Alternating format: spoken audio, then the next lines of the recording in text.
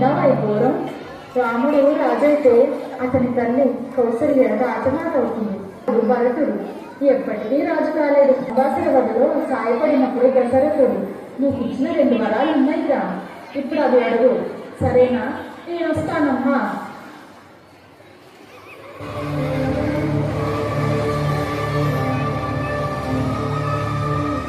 ప్రభు, నాకు ఇచ్చిన 2 వరాలను తీరుస్తారా? నా కుమారుడు భరతుడిని రాజుని చెయ్యాలి. రాముడిని 14 సంవత్సరాల వనవాసానికి పంపగలను.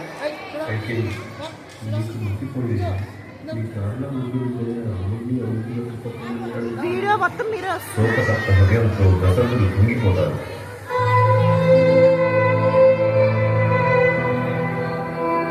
ఇంతలో రాముడు ప్రవేశిస్తాడు. భరతుని రాజుని చెయ్యాలని, నేను 14 ఏళ్ళు వనవాసానికి పంపాలని నన్ను కోరింది. కానీ నిన్ను తప్పించడానికి నా మనసు అంగీకరించట్లేదు. నువ్వు మమ్మల్ని విడిచి వెళ్ళిపోతే ఆ మనస్తాపము మేము తట్టుకోలేము. సత్యధర్మవంతులైన మీరు పుత్రవ్యామోహంతో ఇచ్చిన మాటను తప్పడం తండ్రి. నేను వనవాసానికి వెళ్తాను. ప్రభు, నేను మీ వెంటనే వచ్చేదాన్ని, అనుగ్రహించండి. సీత, సుకుమారంగా పెరిగిన నువ్వు ఆ దండకారణ్యంలో ఉండలేదు. వద్దు సీత, వద్దు. మీరెక్కడుంటే అదే నాకు స్వర్గం. మీ వెంటనే నా ఆనందం. కాదనుకోండి ప్రభు. అన్నా, నేను కూడా నిన్ను విడిచి ఒక్క క్షణమైనా ఉండని, చావైనా బ్రతకైనా నీతో. రామా, నిన్ను కనిపించింది అడవులకు పంపడానిక?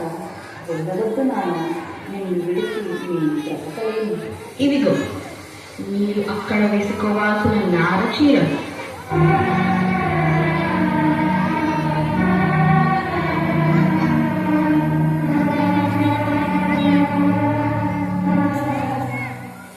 బయలుదేరండి. అలా బయలుదేరిన రాముడు దండక అనే అరణ్యం చేరుకుంటాడు.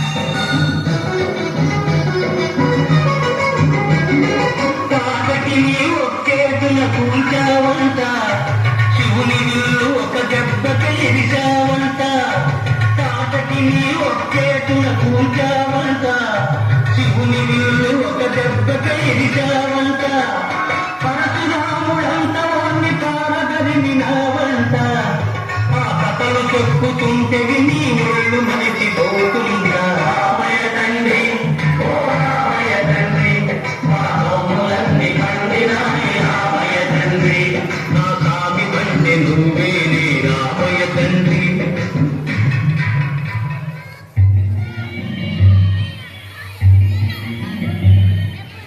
అక్కడికి రావణుని సోదరి శూర్పణఖ చేరుకుంటుంది.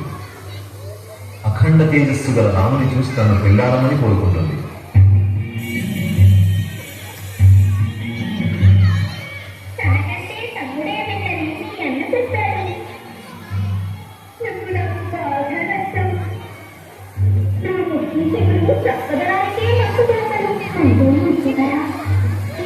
అంతకట్టే కోరినొస్తారంటే కాదంటారా? నేనా అన్నీ సేవకుని, నీకు నాకు తోడైతే సీతమ్మకు దాచుకోతావు.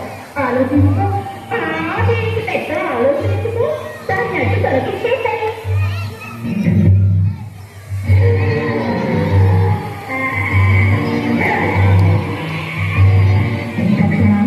ఆలోచించుకో, దాని నుంచి చెల్లించు.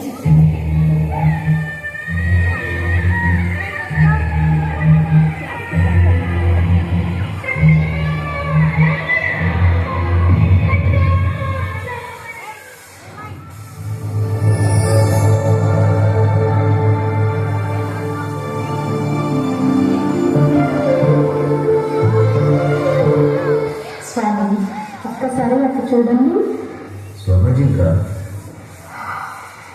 ఎంత బాగుంది కదా, నాకు ఆ జింక కావాలి స్వామి. అలాగే దేవి, ఉండి తెస్తాను. అమ్మా, ఇదేదో రాక్షసమానంగా కనిపిస్తుంది. బంగారు జింక గురించి ఎక్కడైనా విన్నాను. నా దేవి కోరాక అది నిజమో మాయో తేల్చుకుని వస్తాను. అప్పటి వరకు వదిలిన జాగ్రత్తగా చూసుకుంటాను.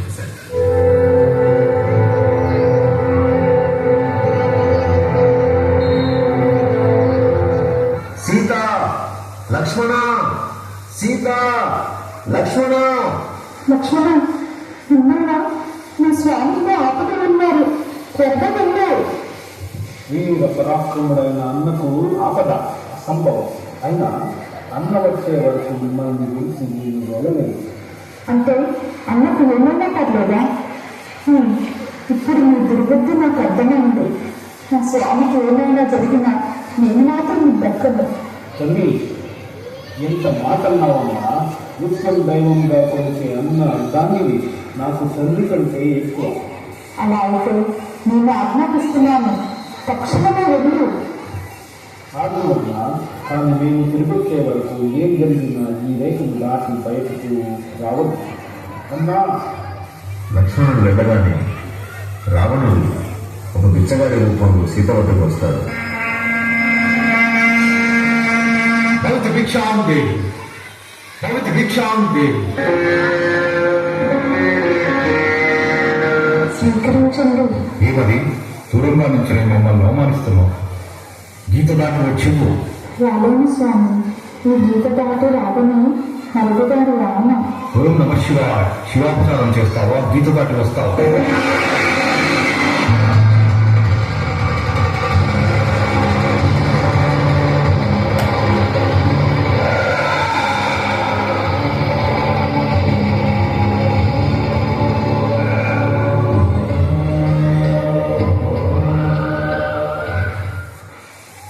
రామలక్ష్మణుడు తిరిగి వచ్చేసరికి జటాయు అనే గద్ద సీతను రావణుడు అప్పగించాలని చెబుతుంది. తన సీతను కూలిపోయిన బాధతో ఉన్న రాముడు నిద్రాహారాలు మాని సీత గురించి ఆలోచిస్తూ దుఃఖిస్తూ ఉంటాడు.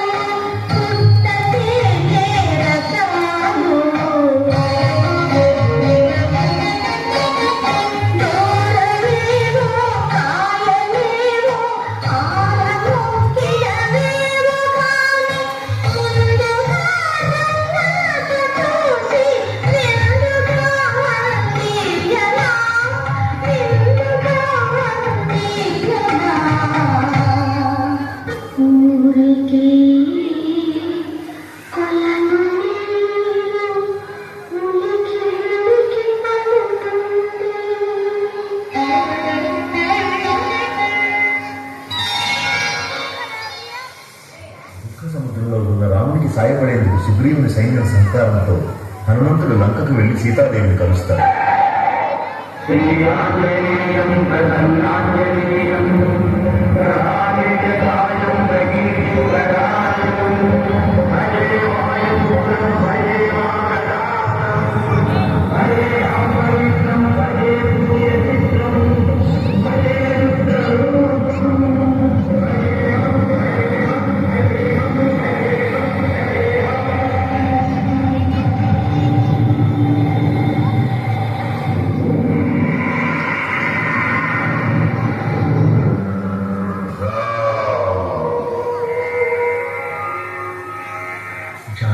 దేవికి ప్రణామములు. ఎవరు నువ్వు? నేను రామదూతను. నా పేరు హనుమ. ఈ మాయాలోకంలో నిన్ను నా స్వామి పంపించాను. ఎలా నమ్మాలి? ఈ అంగూలికం చూడండి. ఇది నా స్వామిదే అన్నా. నా స్వామి ఎలా ఉన్నారు అక్కడ? మీరు లేని జీవితం శూన్యమనుకుని ఇక్కడ దుఃఖించుచున్నారు. రండి తల్లి, మిమ్మల్ని ఇక్కడ నుంచి తీసుకుని వెళ్ళేదని. లేదు కన్నా, దొంగతనంగా నన్ను తీసుకొచ్చిన వాడిని యుద్ధమున ఓడించి నా స్వామి నుండి తీసుకెళ్తారు. అప్పటి వరకు నేను ఇక్కడే ఉంటాను. ఇదిగో ఈ చూడమని నా గుర్తుగా ఇవ్వు స్వామికి. అలాగే తల్లి, సెలవు. జై శ్రీరామ్. దేవి, నీ కృపా లక్షణాల కోసం అనుక్షణం తప్పిస్తున్నాం. ఈ లంకేశ్వర అనుగ్రహం కోసం చేయి చాచి అడుగుతున్నాం. నీ ధ్యాసే నీ ధ్యానం తప్పు. నీచురా, నేను నీకు ఎన్నటికీ దక్కను. సుందరి, నాకు మరణం లేదు. నేను మహేశ్వర ప్రసాద్. చూద్దాం.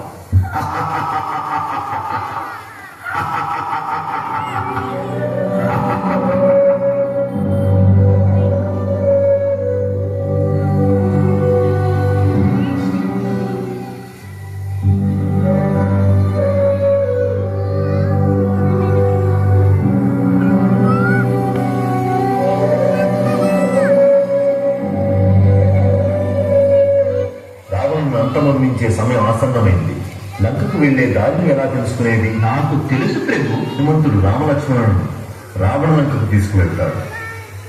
రామలక్ష్మణులను చూసిన రావణుడు